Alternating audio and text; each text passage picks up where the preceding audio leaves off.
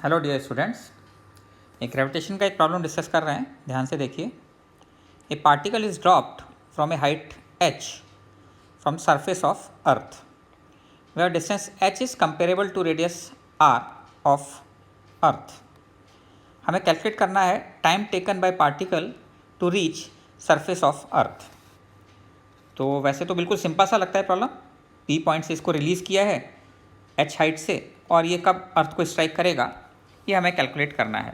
But यहाँ पर because h r के कंपेरेबल है, तो ऐसे केस में एक्सेलरेशन कंटिन्यूसली वेरी कर रहा होगा, तो थोड़ा प्रॉब्लम दैट वे लगता है कि लेंदी हो जाएगा। तो मैं आपको स्ट्रांगली रिकमेंड करूँगा पहले कि आप एक बार इस प्रॉब्लम को खुद सॉल्व करें, अटैम्प्ट करें, क्योंकि मैंने ये एक्सपीरियंस किया है कि 99% स्टूडेंट्स इस प्रॉब्लम को बहुत ज़्यादा लेंदी कर देते हैं, बहुत इसमें कैलकुलेशन इतनी डिफ़िकल्ट कर देते हैं, टिपिकल कर देते हैं कि उसको सॉल्व करना भी मुश्किल हो जाता है। उसके बाद जब आप सॉल्यूशन देखेंगे तभी आप अप्रिशिएट कर पाएंगे कि इस प्रॉब्लम को इतने ईजी तरीके से भी सॉल्व किया जा सकता था। ओके, तो सबसे पहले आप लोग खुद प्रॉब्लम को सॉल्व करें, उसके बाद सॉल्यूशन देखें। ओके, तो सॉल्यूशन डिस्कस करते हैं। देखिए, आप लोगों ने अगर प्रॉब्लम अटैम्प्ट किया है तो आप लोगों ने बेसिकली कंजर्वेशन ऑफ एनर्जी लगाकर या तो पहले v निकाल दिया होगा as a function of h, और फिर v को dh/dt लिखकर इंटीग्रेशन लिमिट लगाई होगी, या फिर एक्सेलरेशन लिखा होगा आपने as a function of h, और एक्सेलरेशन को फिर आपने इंटीग्रेट किया होगा, और बेसिकली फाइनल आपने जो है वो इंटीग्रेशन लगाया होगा प्रॉब्लम को सॉल्व करने के लिए। लेकिन हम यहाँ पर बिना इंटीग्रेशन के इस प्रॉब्लम को ईजी करने की कोशिश करते हैं। देखिए, ये समझने की कोशिश कीजिए कि अगर मैं यहाँ पार्टिकल को बहुत कम वेलोसिटी v से प्रोजेक्ट करता हूँ हॉरिजॉन्टल डायरेक्शन में, v जीरो नहीं है, अगर थोड़ी देर के लिए मान लिया कुछ वेलोसिटी v होती तो क्या होता।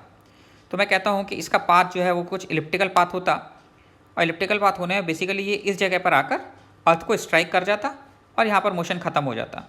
अगर इसको पूरा का पूरा इलिप्स बनने का मौका मिलता, अर्थ का सरफेस मान लें कि नहीं होता और केवल अर्थ का सारा मास सेंटर पे मान लें, तो इसका पाथ कुछ ऐसे इलिप्टिकल ऑर्बिट में रहा होता।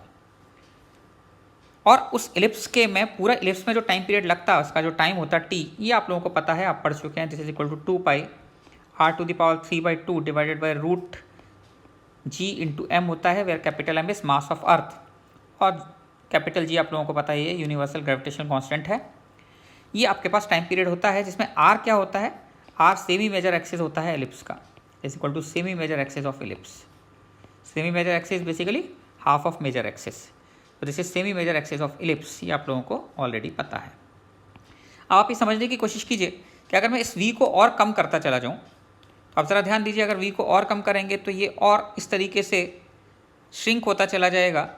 ये यहाँ पर आकर हिट करता, इसको और कम वेलोसिटी से प्रोजेक्ट करते तो यहाँ पर आकर हिट करता, और कम वेलोसिटी, और मान लीजिए ऑलमोस्ट जीरो वेलोसिटी से हम इसको प्रोजेक्ट करते हैं, तो हम ये कह सकते हैं कि जीरो वेलोसिटी से प्रोजेक्ट करते तो इतना श्रिंक हो जाता है कि इसका जो डिस्टेंस h है यही सेमी मेजर, ये मेजर एक्सिस के बराबर हो जाता। तो हम ये कह सकते हैं कि for v equal to zero अगर हम लेकर चलें, for v equal to zero h ही क्या हो जाएगा, बेसिकली मेजर एक्सिस के बराबर हो जाएगा, 2 इंटू r के बराबर हो जाएगा। अब हम सीधे सीधे टाइम लिख सकते हैं कि इस केस में टोटल टाइम कितना होता, और यहाँ से हमें केवल कौन सा टाइम निकालना है, time taken to reach the earth. तो time taken to reach the earth क्या हो जाता, कैपिटल T का हाफ हो जाता, time taken to reach earth, that will be equal to capital T/2, because capital T कौन सा टाइम था, पूरे इलिप्स को कंप्लीट करने का टाइम था। तो यहाँ पर आपके पास 2 की जगह पाई रह जाएगा, केवल r की जगह पर आ जाएगा h/2 to the power 3/2 divided by root gm। बस ये आपका आंसर आ जाता है इतना सिंपल तरीके से। कितना आ रहा है ये, pi h to the power 3/2 divided by root 8 gm।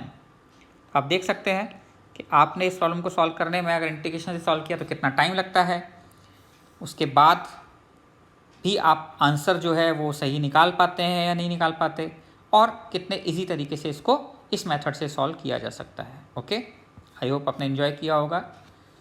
चलिए, तो इसके नेक्स्ट टाइम इस तरह की प्रॉब्लम्स आएंगी तो आई होप कि आप ढंग से कर पाएंगे। Enjoy your day.